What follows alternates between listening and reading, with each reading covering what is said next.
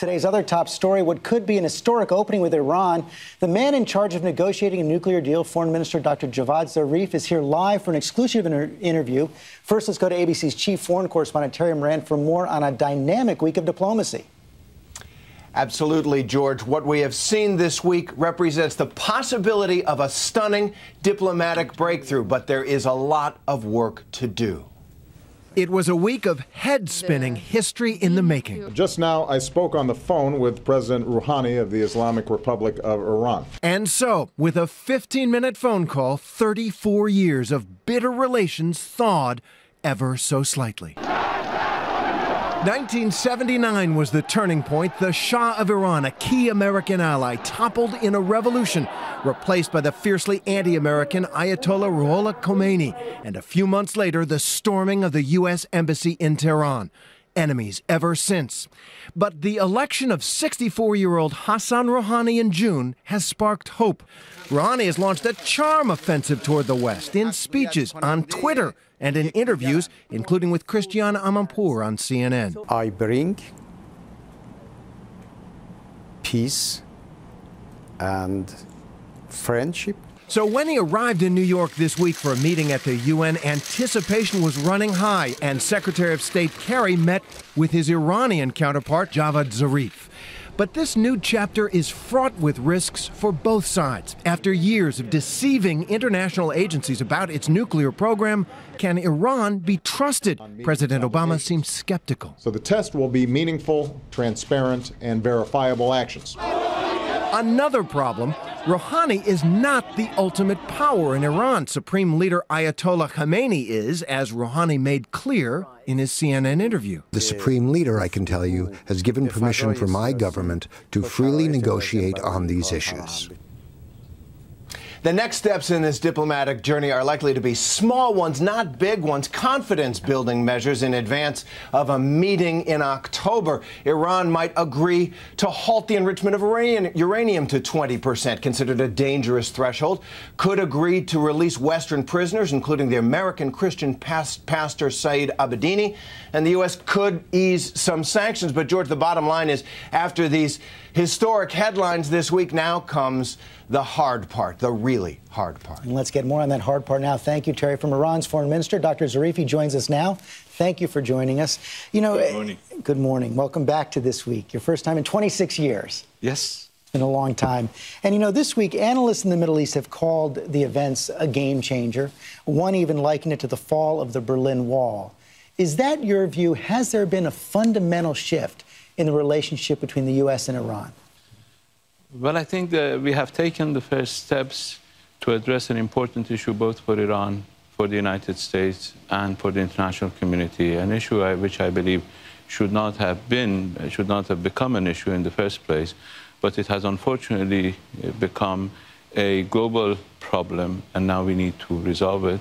And the resolution of that issue will be a first step, a necessary first step, towards removing the tensions and doubts and misgivings that the two sides have had about each other for the last 30-some years. That is, of course, the nuclear issue, but there's a lot of skepticism, as you know, about the ability of President Rouhani and you to deliver on any deal. Analysts look at the fact that there wasn't a handshake, only a phone call, as a sign of weakness. There have been demonstrations greeting President Rouhani when he returned to Iran, and many Western observers believe that your supreme leader simply will not do what it takes to back up a deal. Can you assure Americans that he will indeed back a deal you negotiate? Well, Iran and the United States are similar in many ways. And one is that we both have pluralistic societies where differences of views exist and differences of views are aired. And I think it's very healthy. Of course, we need. But he has the final say, correct? Of course, we have to do it within an atmosphere of mutual respect and mutual interest. We believe that if the United States is ready to recognize Iran's rights, to respect Iran's rights, and move from that perspective, then we have a real chance. And we negotiate with the full authority of the leader. We know what we want to achieve. We know that Iran is not seeking a nuclear weapon. In fact, what I told the foreign ministers and Secretary of State in the meeting of EU 3+3, or as you want to call it, 5+1, I told them that having an Iran that does not have nuclear weapons is not just your goal. It's first and foremost our goal. As you know, there's a lot of skepticism about that, but Secretary Kerry, in an interview that's going to air tonight, has laid out some concrete steps that Iran could take in order to prove they don't want a nuclear weapon. Here's what he had to say. They could immediately open up inspection of the Fordow facility. They could immediately sign the protocols, the additional protocols of the international community regarding inspections. They could offer to cease enrichment above a certain level.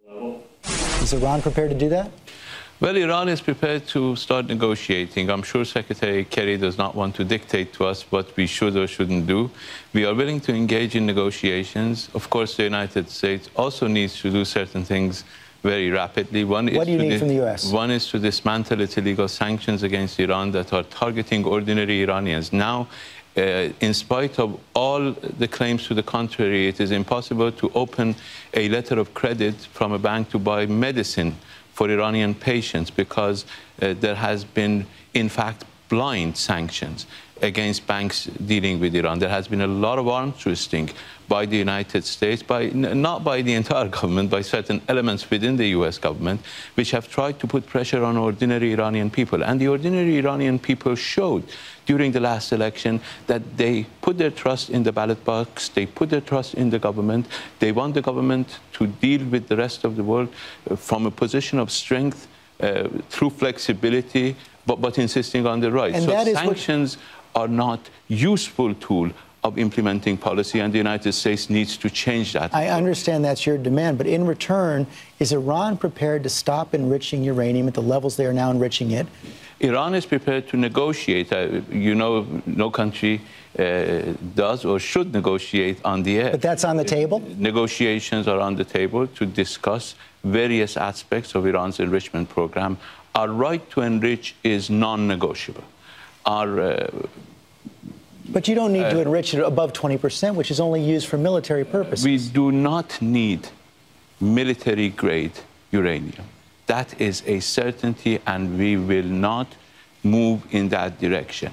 But what is necessary is for the two sides to sit together and reach a common objective. We should not have two competing objectives. You see, let me explain to you that after the breakup of the Soviet Union, one of the concerns that you had in the West, and I was living here and I shared those concerns, was that all these scientists that were involved in USSR nuclear program were now unemployed, and they could go to the black market seeking employment opportunities. Now, we have a large pool of Iranian scientists. We have an indigenous Iranian nuclear program.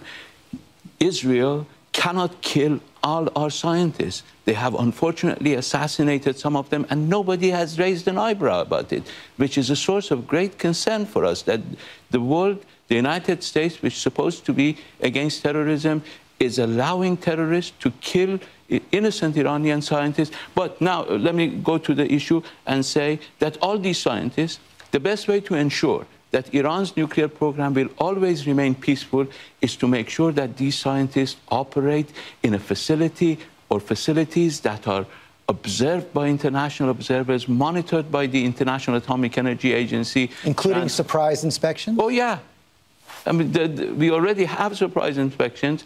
We are moving in that direction. As you know, when I was negotiating our nuclear issue in the early 2000s, we were implementing the additional protocol on a voluntary basis, which provides for surprise inspection. Unfortunately, at that time, the U.S. administration at that time had different but views, there were some facilities that were hidden. Different objectives. No, all facilities at that time, we're talking about 2003 to 2005 when we were negotiating, all facilities were open to the IAEA. The IAEA was able to observe them all. Only after you were caught. And the IAEA said that although Iran had not declared its activities, now that we see those activities, none of them had been diverted to military use. So there is no question that Iran never had military intentions. There may have been technical problems, there may have been problems of transparency, and we are prepared to address those problems. But we need to, you see, lack of confidence is unfortunately mutual. As the President said, both President Obama and President Rouhani have said, there has been 34 years of the building up of this mutual distrust. We need to move in that direction of removing some of that mistrust through mutual steps that each side needs to take in order to convince the other side that its intentions are positive and for a better future for all of us. And a big player in all this, of course, is also Israel. Prime Minister Netanyahu is on his way to the United States right now to meet with President Obama, to speak at the UN General Assembly. On his way, at the airport, his departure, he called the moves by UN President Rouhani this week a smile attack. And the British Sunday Times is reporting that he will be presenting intelligence to President Obama that says Iran already has enough enriched uranium to produce a nuclear weapon, is developing a nuclear detonator, and is testing missiles that could carry nuclear warheads. Your response? Well, a smile attack is much better than a lie attack. Mr. Netanyahu and his colleagues have been saying since 1991, and you can refer to your records, that Iran is 6 months away from a nuclear weapons. And we are, how many years? 22 years after that. And they are still saying we are 6 months away from nuclear weapons. I think this 6 month time limit is something that is called. So you're not 6 months from a nuclear weapon? We're not seeking nuclear weapons, so we're not 6 months, 6 years, 60 years away from nuclear weapons. We do not want nuclear weapons. We believe nuclear weapons are detrimental to our security. We believe those who have the illusion that nuclear weapons provide them with security are badly mistaken. We need to have a region and a world free from nuclear weapons. I appeared before the International Court of Justice about 16 years ago and argued for 90 minutes that the use of nuclear weapons under any circumstances is illegal. Our leader has a religious verdict that the use of nuclear weapons, even possession of nuclear weapons, is contrary to religious doctrine. So these are our positions. Israel has 200 nuclear warheads. Israel is the source of insecurity in our region. Israel is the source of aggression and violation of human rights of the Palestinian people. It should not have the audacity to continue to lie to the American people and to the world and mislead everybody. But if you don't want nuclear weapons, why enrich uranium to the levels you're enriching uranium? Because that's our right. We needed, you see, we came to the market requesting, we own 10% of a European company that produces enriched uranium called Eurodiv. We have not been able to get a single gram of uranium from them for the past 30-some years. We have not been able to get the uranium that we need for the Tehran research reactor, which was accidentally built, not accidentally, in fact, intentionally, built by President Eisenhower under the Atom for Peace program.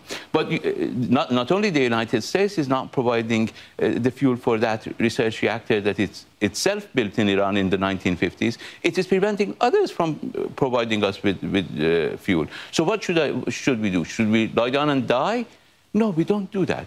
We go and rely on our own scientists, rely on our own capabilities, and we produce them. Now, after they were hoping that we couldn't produce them.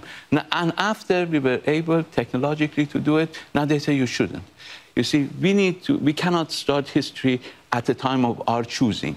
The background has to be addressed, the historical aspects have to be addressed, the historical sources of Iran's very serious and deep mistrust of the behavior of the United States need to be addressed, and we should take concrete steps, one after another. We have not forgotten the fact that when Iraq used chemical weapons against Iran, not only the United States didn't condemn it, it went out of its way to blame us for the use of chemical weapons. So these are all facts of history which are very fresh in the minds of Iranians. We are willing to show flexibility, not forget that. We may be willing to forgive, as President Mandela said once, but we're not going to forget. You mentioned history. Both you and President Rouhani have gone farther than your predecessors in acknowledging and condemning the massacre of Jews during World War II. In fact, you had a tweet at the beginning of the Jewish New Year where you said that Iran has never denied the Holocaust. The man who was perceived to be denying it is now gone. Happy New Year. This was to Speaker House Leader Nancy Pelosi's daughter. Yet the website of the Supreme Leader, Ayatollah Khamenei, right now, on his website right now in English, he refers to the myth of the massacre of the Jews known as the Holocaust. So do you endorse or reject the Ayatollah's belief that the Holocaust is a myth? I have spoken to the leader on this issue. He rejects and condemns the killing of innocent people. But is the Holocaust a myth? No, the Holocaust is not a myth. Nobody is talking about the myth. If it's there, I haven't seen it. If it's there, it's a bad translation, and it is translated out of context that they are using it. He was talking about the reaction to somebody talking about a historical incident and requiring research about that historical incident, and said, what is it that people are so upset that somebody is simply asking that we should do some studies of that? The word myth upsets people. But you see, this is the problem. When you translate something from Persian to English, you may lose something as the film goes lost in translation. You may lose some of the meaning. This has been unfortunately the case several times over. The point is, we condemn the killing of innocent people, whether it happened in Nazi Germany or whether it's happening in Palestine. One crime, however heinous, and Holocaust was a heinous crime, it was a genocide, it must never be allowed to be repeated. But that crime cannot be and should not be a justification to trample the rights of the Palestinian people for 60 years. We should abandon this game and start recognizing the fact that without respect for the rights of the Palestinians, we will never have peace in our region. Will the translation be changed? I'll talk to them. Let me ask you one final question. You've spent a good part of your adult life in the United States. Your children were born here. As I mentioned, you were on this week 26 years ago. When you hear those chants that come up so often in Iran, death to America, what do you think about that? And what can you say to those Iranians who say death to America? Well, I think they're talking about the policy. They're not talking about the American people. We have been time and again, the leader, various presidents on the record, that we have no quarrel with the American people. American people are nice, peace-loving, generous people who come to the aid of people in need all over the world. And this is what we respect and have a lot of admiration for. It's the policies of the U.S. government, which has unfortunately been the source of instability in our region for many years. The United States supported dictators. It would be amazing for American people to know what types of governments in our region have been supported by the United States. So we have a ways to go. But the Iranians feel it with their flesh, the type of regime that governed them, because of the support of the U.S. Some other countries in our region continue to experience this. The fact that the United States supports whatever policy is followed by Israel is another indication that the United States needs to revisit some of its policies and move forward. Dr. Zarif, thank you very much for your time this morning. Welcome back to This Week. Thank you.